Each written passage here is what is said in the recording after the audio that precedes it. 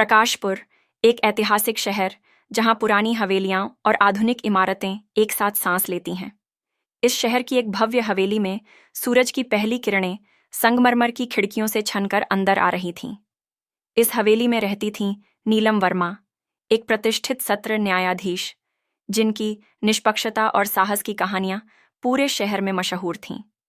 उनके पति रवि वर्मा, प्रकाशपुर के सबसे प्रभावशाली वकील, जिनके नाम से बड़े बड़े लोग कांपते थे। इस हवेली में एक और शख्सियत थी, सावित्री, उनकी नई नौकरानी, जो सिर्फ 3 हफ्तों पहले इस घर में आई थी। और फिर था 7 महीने का मासूम सूरज, जिसे नीलम और रवि अपना बेटा कहते थे। लेकिन इस सुंदर हवेली में एक रहस्य दबा हुआ था, जो जल्द ही 2 माताओं की दुनिया को उलट-पुलट करने वाला था। क्या आप कल्पना कर सकते हैं कि जिस बच्चे को आपने 7 महीने तक प्यार से पाला, वह आपका नहीं है? यह कहानी एक ऐसी सच्चाई की है जो प्यार, विश्वास और न्याय की नींव को हिलाकर रख देती है। यह कहानी 2 माताओं की है, एक शक्तिशाली न्यायाधीश और एक गरीब नौकरानी, जिनके बीच एक बच्चा, एक रहस्य और एक ऐसी लड़ाई है जो आपके दिल को छू लेगी। माँ कौन है, जो जन्म देती है या जो प्यार देती है? आइए इस कहानी में डूब जाएं। नीलम वर्मा अपने बेटे सूरज के पालने के पास खड़ी थीं। उनके चेहरे पर चिंता की गहरी रेखाएं थीं। सूरज फिर से दूध नहीं पी रहा था। उसकी छोटी सी मुट्ठियां हवा में लहरा रही थीं और उसकी आंखें जैसे कुछ खोज रही थीं। वो फिर से भूखा है, नीलम ने अपने पति रवि से कहा, जो अपने काले कोट में तैयार हो रहे थे। रवि ने एक ठंडी नजर सूरज की ओर डाली और बोले, तुम बहुत चिंता करती हो नीलम, बच्चे ऐसे ही होते हैं। डॉक्टर ने कहा था ना, यह सामान्य है। लेकिन नीलम का दिल मानने को तैयार नहीं था। कभी कभी मुझे लगता है कि वो मुझे अपनी माँ के रूप में नहीं पहचानता, उन्होंने धीमे से कहा, सूरज के माथे को सहलाते हुए। रवि ने उनके कंधे पर हाथ रखा। हमने इसके लिए कितना कुछ किया, याद है? गोद लेने की प्रक्रिया, कागजात, इतना समय। उनकी आवाज में एक अजीब सी सावधानी थी, जैसे वो कोई रहस्य छिपा रहे हों। बाहर बच्चे के कमरे का दरवाजा थोड़ा खुला था। सावित्री, जो चाय का प्याला लिए खड़ी थी, यह सब सुन रही थी। उसके हाथ कांप रहे थे। गोद लेना, उसने मन ही मन सोचा। उसने तो सुना था कि सूरज नीलम का अपना बेटा था। फिर यह झूठ क्यों? सावित्री का दिल तेजी से धड़कने लगा। वो जल्दी से रसोई में लौट गई, लेकिन उसके दिमाग में सवालों का तूफान उठ रहा था। सावित्री एक छोटे से गांव मधुरापुर से आई थी, जो बिहार के एक कोने में बसा था। उसका 9 महीने का बेटा, जिसे वो अपनी माँ के पास छोड़कर आई थी, उसकी जिंदगी का एकमात्र सहारा था। उसका पति उसे छोड़कर चला गया था और उसे पैसे की सख्त जरूरत थी। सावित्री के स्तन अभी भी दूध से भरे थे और वो हर सुबह और शाम चुपके से दूध निकालकर फेंक देती थी, ताकि कोई शक न करे। लेकिन सूरज का रोना सुनकर उसका दिल टूट रहा था। दोपहर का समय था। नीलम अदालत चली गई थी और रवि अपने ऑफिस। हवेली में सन्नाटा था, सिवाय सूरज के लगातार रोने की आवाज के। दूसरी नौकरानी माया ने कई बार बोतल से दूध पिलाने की कोशिश की, लेकिन सूरज ने हर बार मुंह फेर लिया। कुछ करो सावित्री, माया ने निराशा से कहा। मैं और नहीं सुन सकती ये रोना। मैं बाजार जा रही हूं, मैडम के आने से पहले लौट आऊंगी। सावित्री ने हिचकते हुए सूरज को अपनी बाहों में उठाया। उसका दिल डर से कांप रहा था। अगर किसी ने उसे बच्चे को छूते देख लिया तो उसकी नौकरी जा सकती थी। लेकिन जैसे ही उसने सूरज को अपने सीने से लगाया, बच्चा थोड़ा शांत हो गया। उसकी छोटी सी आंखें सावित्री के चेहरे पर टिक गईं, जैसे वो उसे पहचान रहा हो। सावित्री का दिल पिघल गया। बिना सोचे उसने अपना ब्लाउज खोला और सूरज को अपना स्तन दिया। पहली बार सूरज ने दूध पीना शुरू किया, जैसे वो कई दिनों से भूखा हो। सावित्री की आंखों में आंसू आ गए। वो धीरे धीरे एक लोरी गुनगुनाने लगी, वही लोरी जो उसकी माँ उसे मधुरापुर में सुनाया करती थी। सूरज शांत होकर सो गया।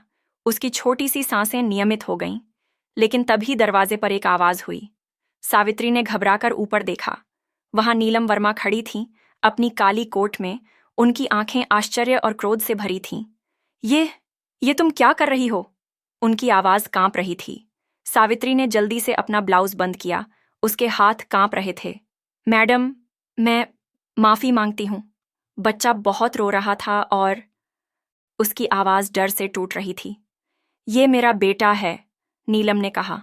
उनकी आवाज में दर्द और गुस्सा साफ झलक रहा था। तुम्हें क्या हक है? सावित्री घुटनों के बल गिर गई। माफ कर दीजिए मैडम, मुझे निकाल दीजिए, लेकिन प्लीज पुलिस को मत बुलाइए। मेरा अपना बच्चा है, मैं उसे नहीं खो सकती। नीलम ने सूरज को देखा, जो अब गहरी नींद में था, शांत और संतुष्ट। उन्होंने उसे पहले कभी इतना शांत नहीं देखा था। वो धीरे से पालने के पास गईं और बच्चे के गाल को छुआ।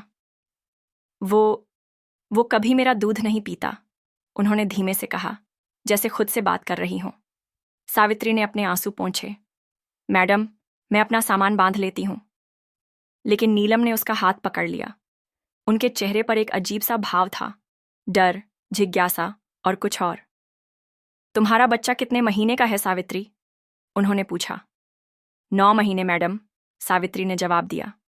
नीलम ने अपनी आंखें बंद कीं, जैसे कुछ गणना कर रही हों। फिर उन्होंने सावित्री की ओर देखा। उनकी आंखों में एक नया डर था। और तुम कहाँ से आई हो? बिहार से मैडम, मधुरापुर के पास एक छोटे से गांव से। नीलम का चेहरा पीला पड़ गया। उन्होंने पालने के किनारे को कसकर पकड़ लिया। क्या तुमने कभी अपने बच्चे को किसी को दिया था? किसी एजेंसी को? सावित्री का दिल तेजी से धड़कने लगा। मैडम, मैं नहीं समझी। जवाब दो। नीलम की आवाज अब कांप रही थी। सावित्री ने सिर झुका लिया। हाँ मैडम, मुझसे कहा गया था कि यह सिर्फ कुछ महीनों के लिए है, जब तक मैं अपने पैरों पर खड़ी नहीं हो जाती। लेकिन फिर वो लोग गायब हो गए, और मेरा बच्चा भी। कमरे में एक भयानक सन्नाटा छा गया। नीलम ने सूरज को देखा, फिर सावित्री को, फिर सूरज को। उनके दिमाग में सब कुछ साफ होता जा रहा था। उनकी आंखों से आंसू बहने लगे, लेकिन वो बोल नहीं पा रही थीं। तभी रवि की आवाज गलियारे से आई। नीलम, तुम जल्दी वापस आ गई, मुझे तुमसे कुछ बात करनी है। गोद लेने वाले एजेंट का फोन आया था। नीलम और सावित्री ने एक दूसरे को देखा। उनकी आंखों में एक साझा डर था। सूरज, वो मेरा बेटा है ना? सावित्री ने कांपते हुए पूछा। नीलम अपने बेडरूम में फर्श पर बैठी थीं। उनके चारों ओर गोद लेने के कागजात बिखरे पड़े थे। उनकी आंखें लाल थीं, नींद की कमी और आंसुओं से। पिछले 3 दिनों से वो इन कागजात में खोई हुई थीं, जैसे इनमें कोई छिपा हुआ रहस्य हो। अचानक उनका हाथ रुक गया। एक पुराने दस्तावेज पर उनकी नज़र टिकी, जिसमें मधुरापुर के एक छोटे से क्लिनिक का नाम था, जीवनदीप शिशु केंद्र। यह वही क्लिनिक था जहां से उन्होंने सूरज को गोद लिया था। लेकिन अजीब बात यह थी कि नीलम वहां कभी गई ही नहीं थी। सब कुछ उनके वकील अजय मेहरा ने संभाला था, जिन्हें रवि ने विश्वसनीय बताया था। नीलम ने फाइल को करीब से देखा। कुछ पेज गायब थे। कोने में एक छोटा सा निशान था, जैसे किसी ने जल्दबाजी में स्टेपलर से जुड़े कागज निकाले हों। रसोई में सावित्री चुपचाप काम कर रही थी। उसके हाथ कांप रहे थे जब वो चाय बना रही थी। पिछले कुछ दिनों में हवेली में तनाव बढ़ गया था। नीलम ने उसे नौकरी से नहीं निकाला था, बल्कि उसे सूरज के और करीब रहने दिया था। लेकिन दोनों महिलाएं एक दूसरे की आंखों में देखने से बचती थीं, जैसे एक अनकही सच्चाई उनके बीच खड़ी हो। सावित्री जानती थी कि उसने नीलम के सबसे बड़े डर को सामने ला दिया था, कि सूरज शायद उसका बच्चा नहीं है।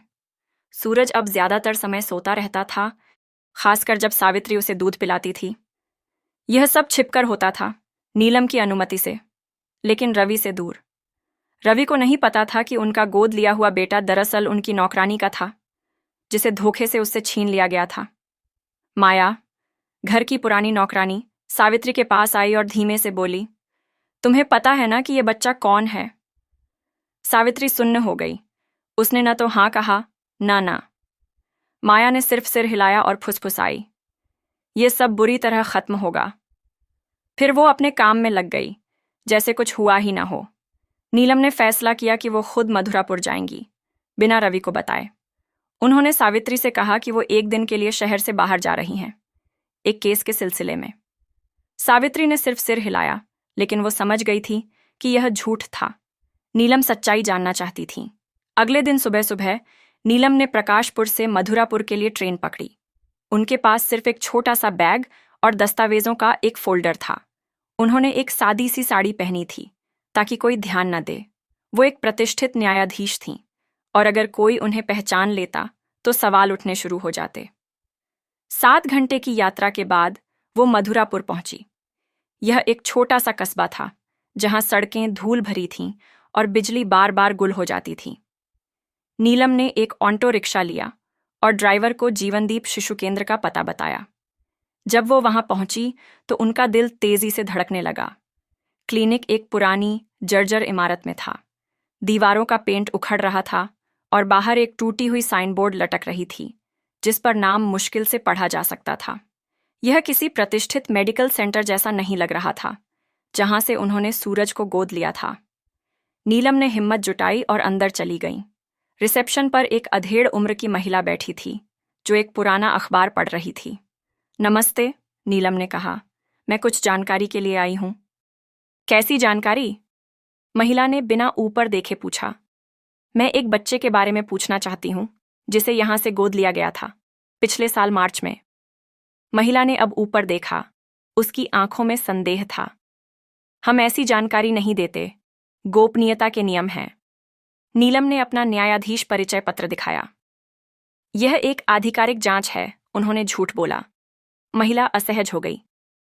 आपको डॉक्टर गुप्ता से बात करनी होगी, लेकिन वो अब यहां नहीं है। कब आएंगे? वो अब यहां नहीं आते। क्लिनिक बंद होने वाला है। नीलम को कुछ अजीब लगा। क्या मैं आपके रिकॉर्ड देख सकती हूं? सिर्फ पिछले साल मार्च के। महिला ने हिचकते हुए एक पुरानी सी फाइल निकाली। यहां सिर्फ बुनियादी जानकारी है। ज्यादातर फाइलें तो गायब हो चुकी हैं। नीलम ने फाइल देखी। पन्ने पलटे। मार्च के पेज पर पहुंची, लेकिन वहां कोई रिकॉर्ड नहीं था। पूरा पन्ना फाड़ दिया गया था। ये क्या है? उन्होंने पूछा, गुस्से से नहीं बल्कि दर्द से। मुझे नहीं पता, महिला ने कहा। अब वो भी परेशान लग रही थी। मैं यहां सिर्फ पिछले 2 महीने से हूं। तभी एक बूढ़ा नर्स सफेद यूनिफॉर्म में अंदर आया। आप कौन हैं? उसने नीलम से पूछा। मैं एक बच्चे के बारे में पूछताछ कर रही हूं जिसे यहां से गोद लिया गया था मार्च में। नीलम ने अपने बैग से सूरज की एक तस्वीर निकाली। क्या आप इस बच्चे को पहचानते हैं? नर्स ने तस्वीर देखी और एक पल के लिए ठिठक गया। उसके चेहरे पर डर और पश्चाताप का मिश्रण था। हाँ, उसने धीमे से कहा, मैं इसे पहचानता हूं। क्या ये बच्चा यहां से गोद लिया गया था? नर्स ने इधर उधर देखा, जैसे सुनिश्चित कर रहा हो कि कोई सुन न रहा हो। फिर उसने धीमे से कहा, ये बच्चा, इसे आपको नहीं दिया गया था। इसे किसी से जबरदस्ती छीना गया था। नीलम के पूरे शरीर में एक झटका सा दौड़ा। उनकी सांसें तेज हो गईं। क्या मतलब जबरदस्ती छीना गया?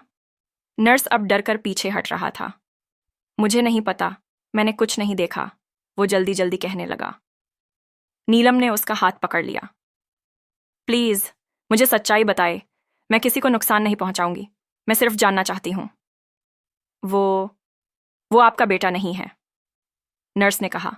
उसकी आंखों में आंसू थे। मुझे माफ करना, मैंने सब देखा था, लेकिन मैं कुछ नहीं कर सका। उन्होंने हमें पैसे दिए थे, बहुत सारे पैसे। किसने?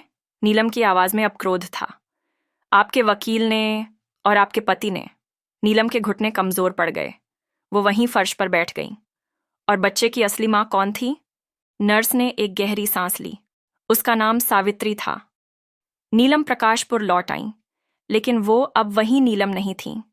मधुरापुर की यात्रा ने उनके अंदर कुछ तोड़ दिया था।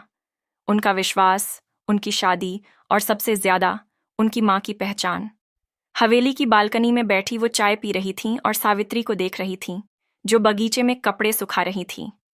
नीलम की नजरों में अब गुस्सा नहीं था, बल्कि एक अजीब सी सहानुभूति थी।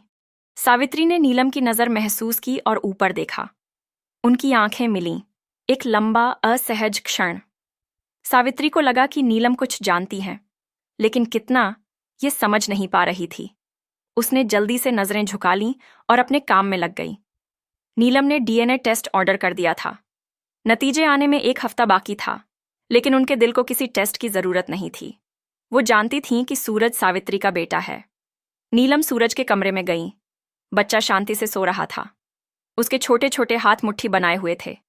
नीलम ने धीरे से उसके माथे को छुआ। उनके अंदर एक भयानक द्वंद्व चल रहा था। अगर वो सच्चाई सामने लाती तो सूरज को खो देंगी, लेकिन अगर छिपाती तो वो एक अन्याय की भागीदार बन जाएंगी। एक न्यायाधीश के रूप में उन्होंने हमेशा सच का साथ दिया था। लेकिन एक माँ के रूप में वो सिर्फ अपने बच्चे को अपने पास रखना चाहती थी। तभी सूरज जाग गया और रोने लगा। नीलम ने उसे उठाया, शांत करने की कोशिश की, लेकिन वो और जोर से रोने लगा। वो उसे दूध की बोतल देने गई, लेकिन बच्चे ने मुंह फेर लिया, जैसे वो किसी और के इंतजार में हो। सूरज का रोना सुनकर सावित्री अंदर आई। मैडम, मैं देख लूं? उसने पूछा। उसकी आवाज में एक नई हिम्मत थी। नीलम ने बिना कुछ कहे बच्चे को उसे सौंप दिया। जैसे ही सावित्री ने सूरज को अपनी बाहों में लिया, वो शांत होने लगा। कुछ ही सेकंडों में वो सावित्री की आंखों में देख रहा था, एक ऐसी पहचान के साथ जो सिर्फ एक माँ और बच्चे के बीच होती है। वो सिर्फ तुम्हारा दूध ही नहीं पहचानता, नीलम ने धीमे से कहा, वो तुम्हें पहचानता है। सावित्री की आंखें भर आईं। मैडम, मैं क्या कहूं? तुम्हें कुछ कहने की जरूरत नहीं, नीलम ने कहा। मैं जानती हूं। मैं मधुरापुर गई थी। सावित्री के पैरों के नीचे से जमीन खिसक गई। उसने सूरज को और करीब खींच लिया, जैसे कोई उसे छीनने वाला हो। मैडम, मैंने अपने बच्चे को कभी नहीं छोड़ा था। मुझसे कहा गया था कि यह सिर्फ कुछ महीनों के लिए है, जब तक मैं अपने पैरों पर खड़ी नहीं हो जाती। नीलम ने एक गहरी सांस ली। और फिर तुम उसे खोजते खोजते यहां पहुंच गईं। सावित्री ने सिर हिलाया। मैंने उस एजेंट का पीछा किया, किसी तरह पता लगाया कि बच्चा कहाँ है। जब मुझे पता चला कि वो एक न्यायाधीश के घर है, तो मैंने सोचा मैं क्या कर सकती हूँ। मैं एक गरीब औरत हूँ और मैं एक न्यायाधीश हूँ। नीलम ने पूरा किया। उनकी आवाज में दर्द था। एक ऐसी न्यायाधीश जिसने अनजाने में एक गलत काम में भाग लिया। इस दिन के बाद नीलम ने सावित्री के प्रति अपना व्यवहार बदल दिया। वो उसे सूरज के साथ ज्यादा समय बिताने देती, उसे बच्चे को सुलाने, खिलाने और देखभाल करने के लिए कहती। सावित्री इस बदलाव से हैरान थी, लेकिन वो सवाल नहीं करती थी। क्या नीलम उसे बच्चे से ज्यादा समय इसलिए दे रही थी क्योंकि वो जानती थी कि अंत में उसे सूरज देना होगा, या यह कोई और चाल थी? एक दिन जब रवि ऑफिस में थे, नीलम ने सावित्री को अपने स्टडी रूम में बुलाया। मेज पर कई कागजात थे, जिनमें से कुछ कानूनी दिख रहे थे। मैंने कुछ रिसर्च की है, नीलम ने कहा। अवैध तरीके से गोद लिए गए बच्चों के बारे में कानून क्या कहता है? सावित्री ने कुछ नहीं कहा, बस इंतजार किया। अगर मैं इस मामले को सामने लाती हूं, नीलम ने जारी रखा, तो रवि जेल जाएगा। वो इसमें शामिल था, मुझसे भी ज्यादा। उसने जानबूझकर एक ऐसे एजेंट को हायर किया जो अवैध तरीके से बच्चों का सौदा करता है। सावित्री का चेहरा पीला पड़ गया।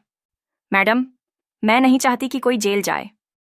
मैं भी नहीं चाहती, नीलम ने कहा, लेकिन मैं ये भी नहीं चाहती कि कोई माँ अपने बच्चे से अलग रहे। सावित्री की आंखें भर आईं। तो आप क्या करेंगी मैडम? नीलम ने उसका हाथ पकड़ लिया। मैं नहीं जानती सावित्री, लेकिन मैं वादा करती हूं कि हम इसका कोई हल निकालेंगे। सूरज, मेरा मतलब तुम्हारा बेटा, वो हमारे बीच की लड़ाई में नहीं पिसना चाहिए। इस बीच सूरज की हालत कुछ अजीब थी। वो खाने के बाद सोता रहता था, लेकिन फिर अचानक घंटों रोने लगता था। डॉक्टर ने कहा कि उसे कोई बीमारी नहीं है, लेकिन वो पूरी तरह स्वस्थ भी नहीं लग रहा था। नीलम और सावित्री दोनों चिंतित थीं। एक सुबह जब सावित्री दूध तैयार कर रही थी, उसने नीलम को सूरज से बात करते सुना। नीलम फुसफुसा रही थी, अगर एक दिन तुम चले गए तो मैं भी तुम्हारे साथ जाऊंगी। सावित्री का दिल धड़कने लगा। क्या नीलम सूरज को लेकर कहीं भागने की सोच रही थी? उसी दिन शाम को हवेली की घंटी बजी। एक डिलीवरी बॉय था, जिसके हाथ में एक लिफाफा था। न्यायाधीश नीलम वर्मा के लिए, उसने कहा। नीलम ने लिफाफा लिया और अपने कमरे में चली गई। वो जानती थीं कि ये डीएनए टेस्ट का रिजल्ट था। उनके हाथ कांप रहे थे जब उन्होंने लिफाफा खोला। कागज पर नजर डालते ही उनकी आंखें बंद हो गईं। फिर उन्होंने सावित्री को बुलाया। लैब से फोन आया था, नीलम ने कहा। उनकी आवाज कांप रही थी।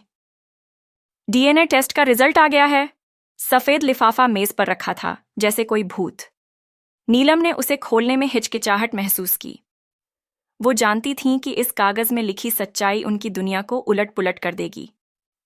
फिर भी उन्होंने गहरी सांस ली और लिफाफा फाड़ दिया।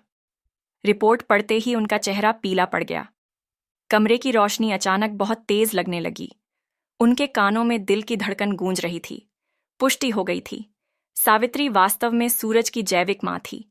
नीलम धीरे से सोफे पर बैठ गईं। उनके दिमाग में सवालों का तूफान था। अब क्या होगा? क्या वो सूरज को सावित्री को सौंप देंगी? क्या वो इतनी ताकत जुटा पाएंगी? और रवि, उसे क्या बताएंगी? नीलम वर्मा का स्टडी रूम अब एक युद्ध का मैदान बन चुका था, जहां कागजों की फाइलें, डीएनए टेस्ट की रिपोर्ट और अनकही सच्चाइयां हवा में तैर रही थीं। सावित्री सामने खड़ी थी, सूरज को अपनी बाहों में लिए। उसकी आंखों में डर और उम्मीद का मिश्रण था। नीलम की उंगलियां उस सफेद लिफाफे पर थिरक रही थीं, जिसमें डीएनए टेस्ट की पुष्टि थी कि सूरज सावित्री का जैविक बेटा था। कमरे में सन्नाटा था, केवल सूरज की हल्की सांसें और बाहर बगीचे में पक्षियों की चहचहाहट सुनाई दे रही थी। मैडम, अब क्या होगा? सावित्री ने धीमे से पूछा। उसकी आवाज में एक मां का दर्द और एक औरत की बेबसी साफ झलक रही थी। नीलम ने एक गहरी सांस ली। उनकी आंखें सूरज पर टिकी थीं, जो सावित्री की गोद में शांत था, जैसे उसे अपनी मां की गर्मी में सुकून मिल रहा हो। मैं नहीं जानती सावित्री, नीलम ने कहा। उनकी आवाज में थकान और दृढ़ता का अनोखा मेल था। लेकिन मैं इतना जानती हूं कि सूरज को उसकी सही जगह मिलनी चाहिए, और वो जगह तुम्हारी बाहें हैं। सावित्री की आंखें भर आईं। उसने सूरज को और करीब खींच लिया, जैसे कोई उसे फिर से छीन लेगा। मैडम, आप इतनी बड़ी बात कह रही हैं, लेकिन मैं एक गरीब औरत हूं। आपके पति, वो इतने ताकतवर हैं, वो मुझे कभी सूरज को ले जाने नहीं देंगे। नीलम ने सावित्री की ओर देखा। उनकी आंखों में एक अजीब सी चमक थी। रवि को अभी कुछ नहीं पता, और मैं चाहती हूं कि ये बात अभी छिपी रहे, लेकिन हमें बहुत सावधानी से चलना होगा। वो खतरनाक हो सकता है। खतरनाक? सावित्री का दिल धड़कने लगा। उसने रवि वर्मा को हमेशा एक शक्तिशाली, ठंडे दिमाग वाले वकील के रूप में देखा था, लेकिन नीलम की आवाज में जो डर था, वो कुछ और ही कहानी बयान कर रहा था। नीलम ने सिर झुकाया, जैसे कोई भारी बोझ उनके कंधों पर हो। सावित्री, मैंने रवि को सालों से जाना है। वो सिर्फ एक वकील नहीं है, वो एक ऐसा इंसान है जो अपनी मर्जी को पूरा करने के लिए किसी भी हद तक जा सकता है।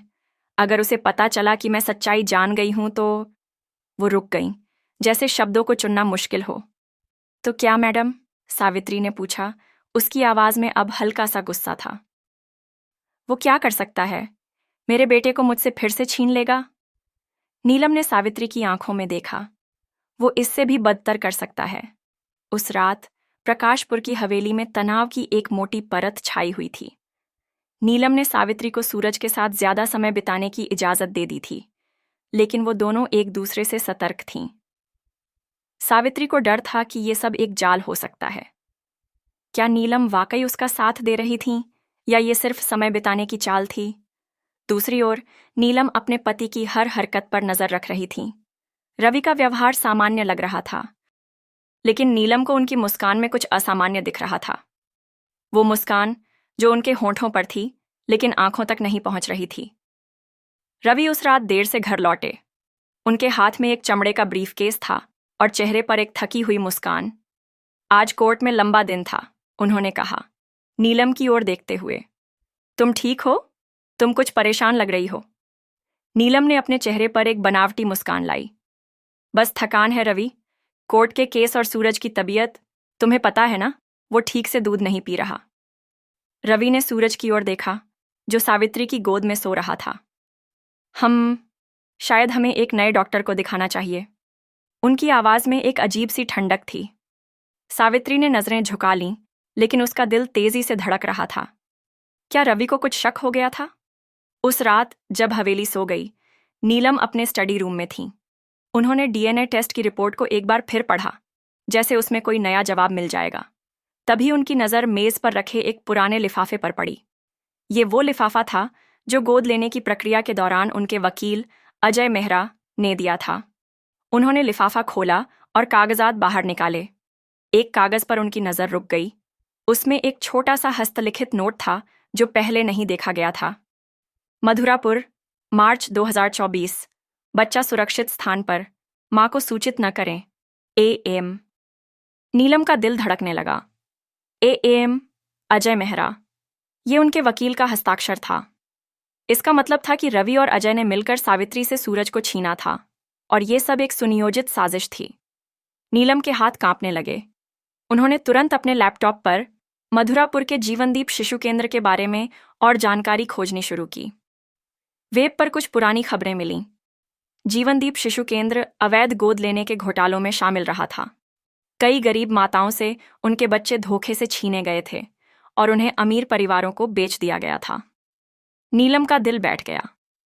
वो एक ऐसी सच्चाई का हिस्सा बन चुकी थीं जो उनकी आत्मा को झकझोर रही थी। सावित्री अपने छोटे से कमरे में बैठी थी, जो हवेली के नौकरों के लिए बने क्वार्टर में था। उसने अपने बैग से एक पुरानी तस्वीर निकाली, सूरज की, जब वो सिर्फ 3 दिन का था। उसकी आंखें अभी पूरी तरह नहीं खुली थीं और उसका छोटा सा चेहरा शांति से भरा था।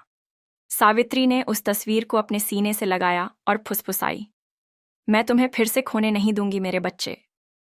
सावित्री ने फैसला किया कि वो अब और चुप नहीं रहेगी। उसने मधुरापुर में अपने गांव के एक पुराने दोस्त रामू को फोन किया, जो अब एक स्थानीय पत्रकार था। रामू भैया, मुझे आपकी मदद चाहिए, उसने कहा, अपनी आवाज को स्थिर रखने की कोशिश करते हुए। मेरा बेटा, वो मुझसे छीन लिया गया था और अब मुझे पता चला है कि वो यहीं है, प्रकाशपुर में। रामू ने सावित्री की पूरी कहानी सुनी। ये बहुत बड़ा मामला है सावित्री, उसने कहा, लेकिन तुम जिसके खिलाफ जा रही हो वो रवि वर्मा है। वो इस शहर का सबसे ताकतवर आदमी है। तुम्हें बहुत सावधानी से चलना होगा। मैं कुछ लोगों से बात करता हूं, शायद कोई वकील मिल जाए जो तुम्हारा केस लड़े। सावित्री ने सिर हिलाया, भले ही रामू उसे देख नहीं सकता था। मैं डरने वाली नहीं हूं भैया, मेरे बेटे के लिए मैं कुछ भी करूंगी। अगले दिन नीलम ने सावित्री को फिर से अपने स्टडी रूम में बुलाया। इस बार उनके चेहरे पर एक नई दृढ़ता थी। सावित्री, मैंने फैसला कर लिया है, उन्होंने कहा। हम सूरज को तुम्हें वापस दिलवाएंगे, लेकिन इसके लिए हमें एक योजना बनानी होगी। रवि को शक नहीं होना चाहिए। सावित्री ने हैरानी से नीलम की ओर देखा। मैडम, आप मेरे लिए इतना क्यों कर रही हैं? आप सूरज से प्यार करती हैं। फिर भी नीलम ने सावित्री का हाथ पकड़ा। क्योंकि मैं एक माँ हूं सावित्री। भले ही सूरज मेरा जैविक बेटा नहीं है, मैं उससे उतना ही प्यार करती हूं जितना तुम करती हो। लेकिन मैं एक न्यायाधीश भी हूं और मैंने शपथ ली है कि मैं हमेशा सही का साथ दूंगी। तुम्हारा दर्द, तुम्हारा नुकसान, मैं उसे अनदेखा नहीं कर सकती। सावित्री की आंखें भर आईं। मैडम, अगर आपके पति को पता चल गया तो? नीलम ने एक गहरी सांस ली। वो नहीं जानता और हमें यह सुनिश्चित करना होगा कि उसे तब तक पता न चले जब तक हम तैयार ना हों। मैं एक वकील से बात करने वाली हूं जो इस मामले को कोर्ट में ले जा सके, लेकिन हमें सबूत चाहिए, ठोस सबूत। सावित्री ने सिर हिलाया। मैंने मधुरापुर में अपने एक दोस्त से बात की है। वो एक पत्रकार है, शायद वो कुछ जानकारी जुटा सके। नीलम ने हैरानी से सावित्री की ओर देखा। तुमने पहले ही कदम उठा लिया? अच्छा किया सावित्री, लेकिन सावधान रहना। रवि के पास बहुत से लोग हैं जो उसकी हर हरकत पर नजर रखते हैं। तभी हवेली की घंटी बजी। नीलम और सावित्री दोनों चौंक गईं। कौन हो सकता है इस वक्त? नीलम ने कहा और दरवाजे की ओर बढ़ीं। दरवाजे पर एक आदमी खड़ा था जिसे नीलम ने तुरंत पहचान लिया। ये अजय मेहरा था, उनका वकील, जिसने सूरज के गोद लेने की प्रक्रिया को संभाला था। उसके चेहरे पर एक बनावटी मुस्कान थी। नीलम जी, नमस्ते। मैं बस रवि से मिलने आया था, कुछ जरूरी कागजात हैं। नीलम का दिल धड़कने लगा। रवि अभी घर पर नहीं है, उन्होंने ठंडे लहजे में कहा। आप बाद में आइए। अजय ने एक पल के लिए नीलम को गौर से देखा, जैसे उनकी आंखों में कुछ पढ़ने की कोशिश कर रहा हो। ठीक है, उसने कहा, लेकिन रवि को बता दीजिएगा कि मैं आया था। ये कागजात बहुत जरूरी हैं।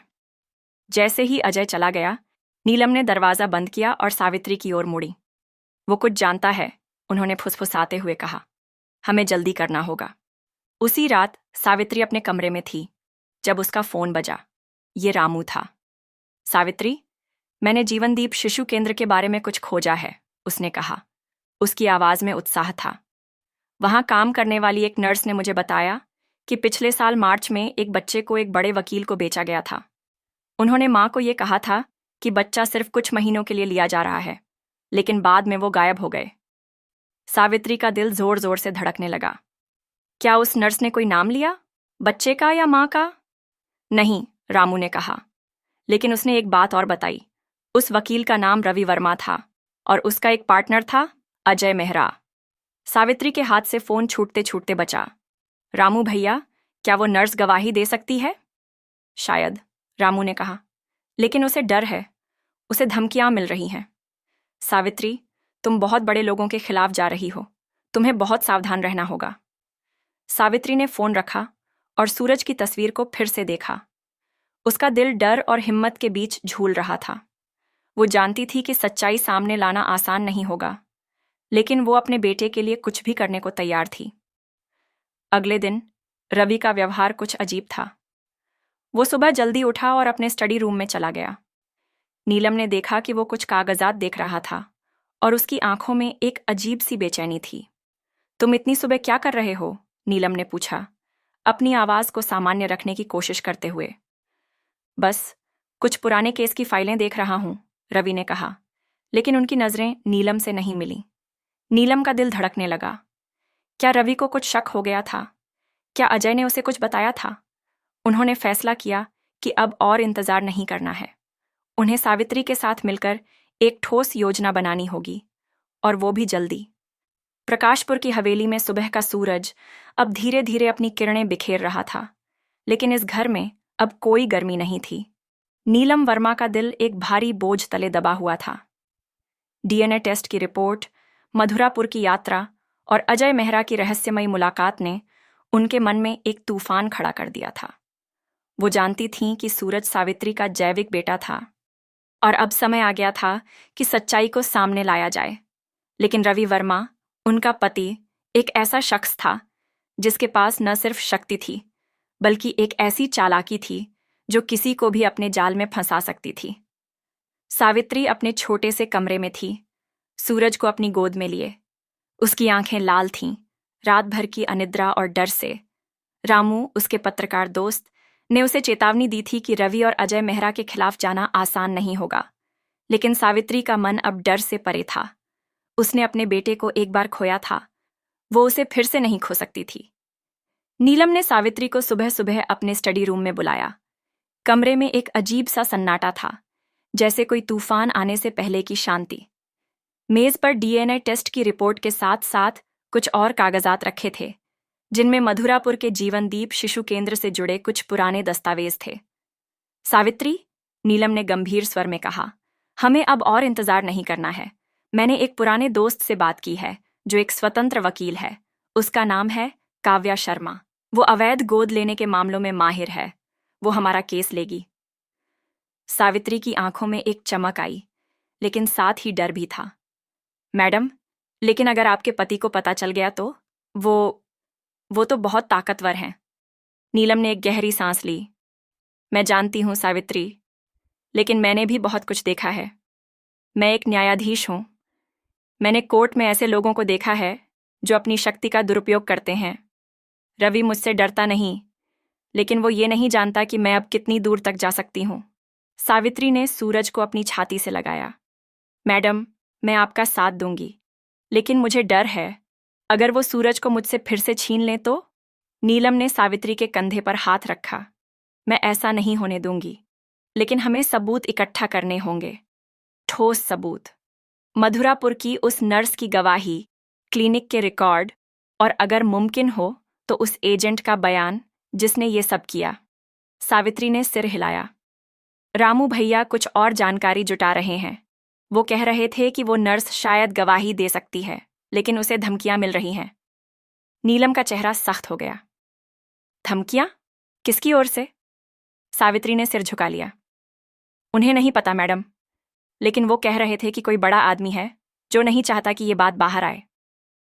नीलम की आंखें सिकुड़ गईं। रवि, या शायद अजय। हमें जल्दी करना होगा सावित्री। अगर वो पहले हम तक पहुंच गए तो सब कुछ खत्म हो सकता है। उसी दिन दोपहर में रवि अपने ऑफिस में थे। उनके सामने मेज पर एक फाइल थी जिसमें कुछ पुराने कागजात थे। अजय मेहरा उनके सामने बैठा था, एक गिलास व्हिस्की हाथ में लिए। नीलम को कुछ शक हो गया है, अजय ने धीमे स्वर में कहा। वो मुझसे कल रात कुछ अजीब सवाल पूछ रही थी, गोद लेने की प्रक्रिया के बारे में। रवि ने अपनी कुर्सी पर पीछे झुकते हुए एक ठंडी मुस्कान दी। नीलम हमेशा से बहुत जिज्ञासु रही है, लेकिन वो कुछ नहीं कर सकती। हमारे पास सारे कागजात हैं। सूरज को कानूनी तौर पर गोद लिया गया है। कोई अदालत हमारे खिलाफ नहीं जा सकती। अजय ने एक घूंट लिया और मेज पर गिलास रखा। लेकिन अगर वो मधुरापुर पहुंच गई तो? अगर उसने वहां की नर्स से बात कर ली या उन पुरानी फाइलों को खोज लिया? रवि की मुस्कान गायब हो गई। तो हमें सुनिश्चित करना होगा कि वो वहां तक ना पहुंचे, और अगर पहुंच भी गई तो उसे कुछ न मिले। अजय ने भौहें चढ़ाईं।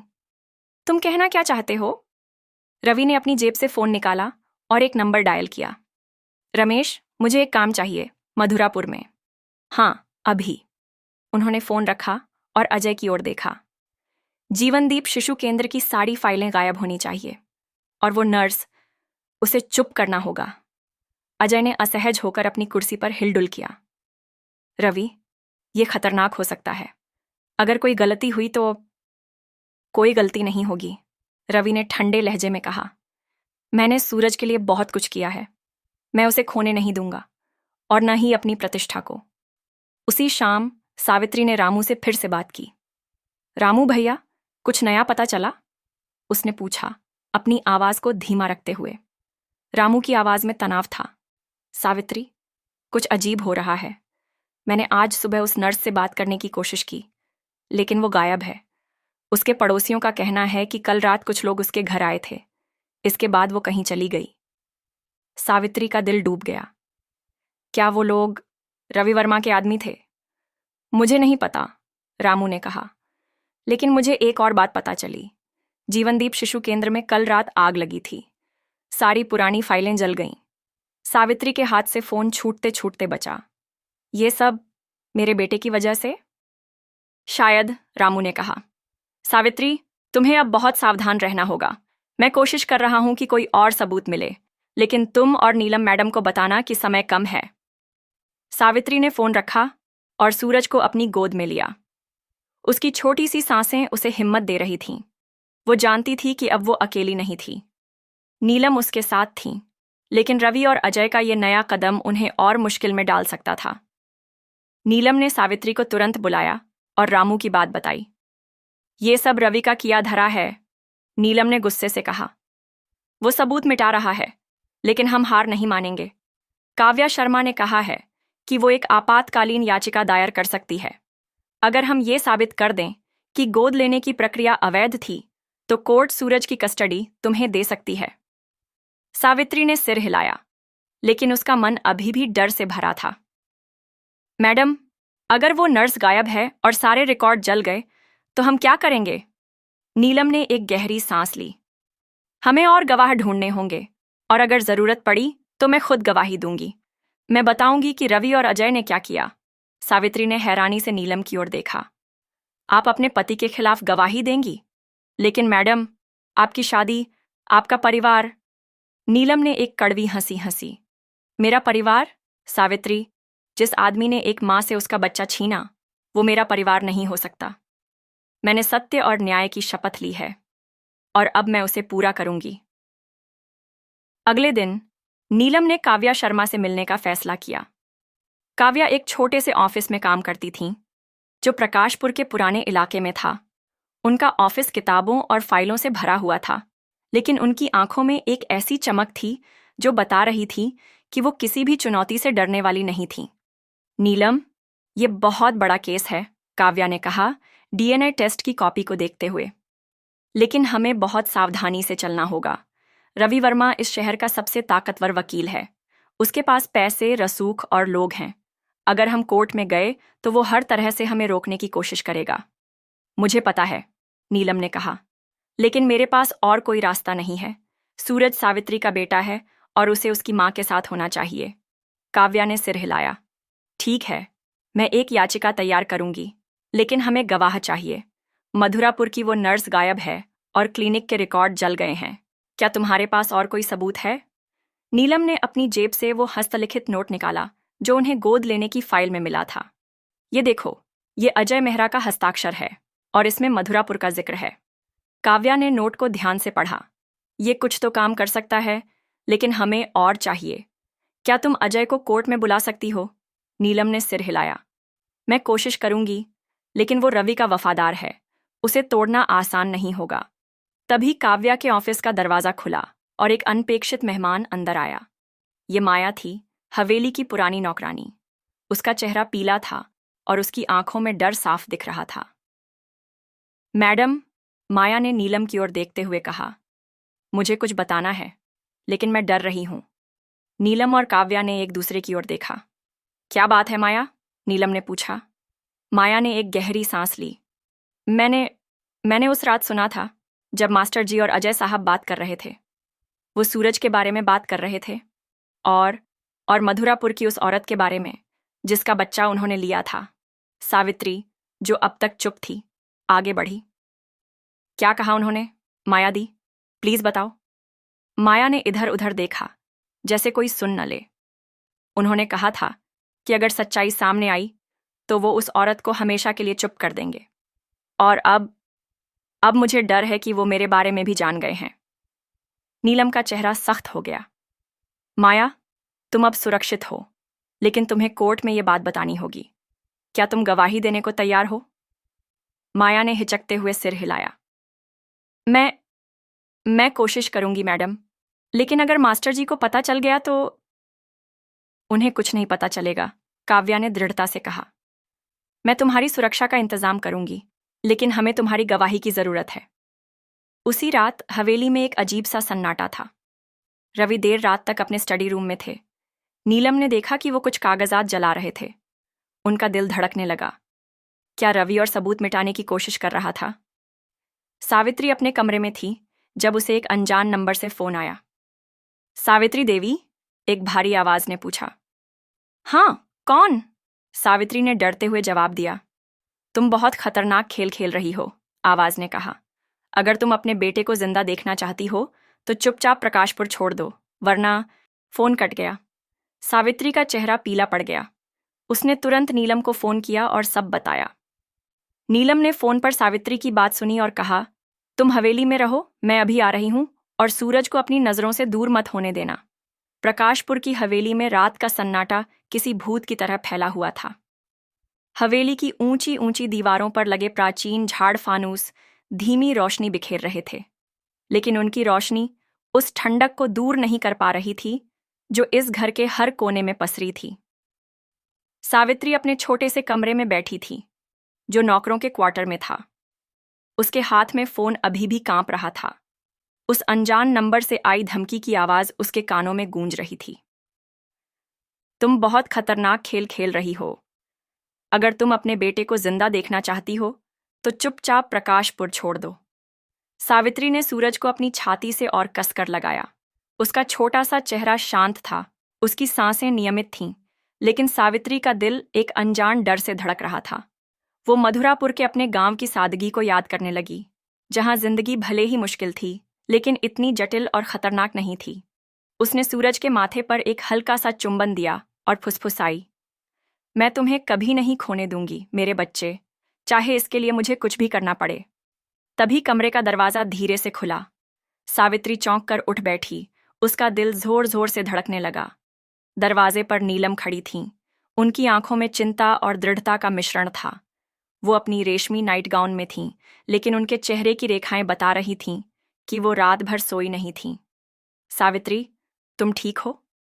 नीलम ने धीमे स्वर में पूछा, जैसे डर रही हो कि उनकी आवाज हवेली की दीवारों को पार कर रवि तक पहुंच जाएगी। मैडम, वो फोन। सावित्री की आवाज कांप रही थी। किसी ने कहा कि अगर मैं प्रकाशपुर नहीं छोड़ती तो सूरज को। वो बोलते बोलते रुक गई।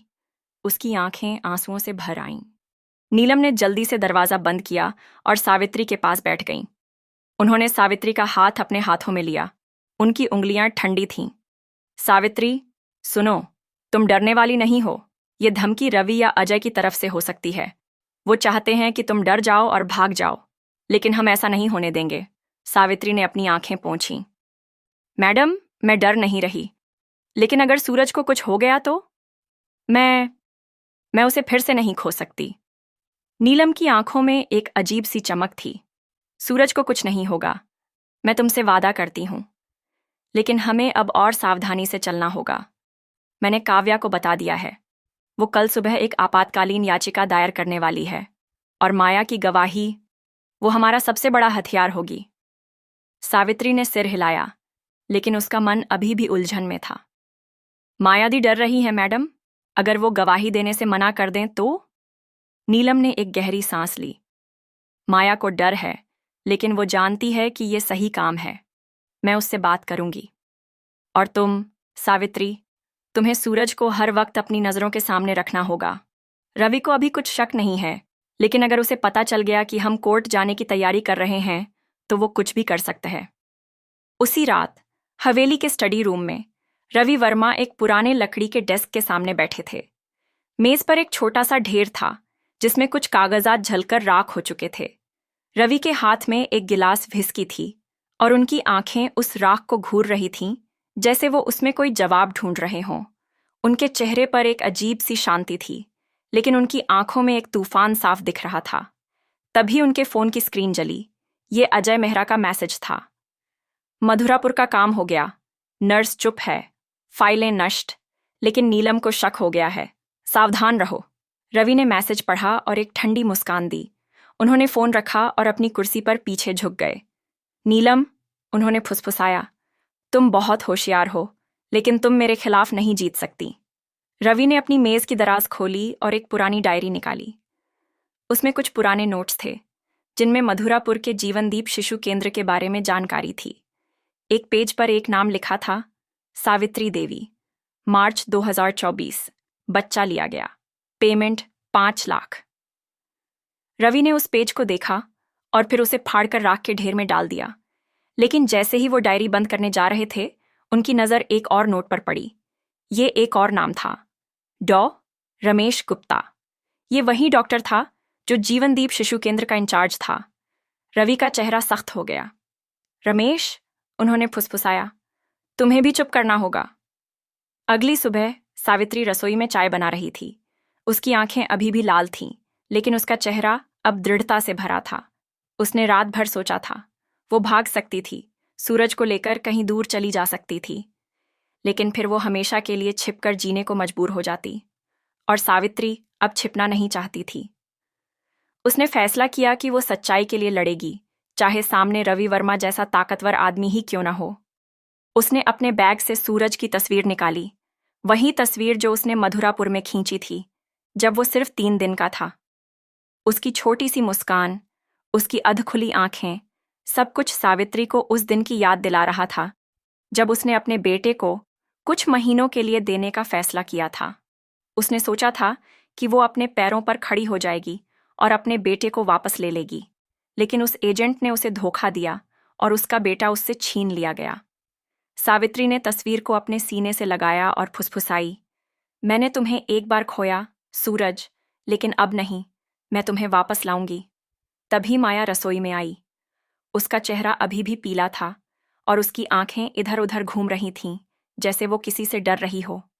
सावित्री, उसने धीमे स्वर में कहा, मैंने मैडम से बात की, मैं गवाही दूंगी, लेकिन मुझे डर है, मास्टर जी को अगर पता चल गया तो।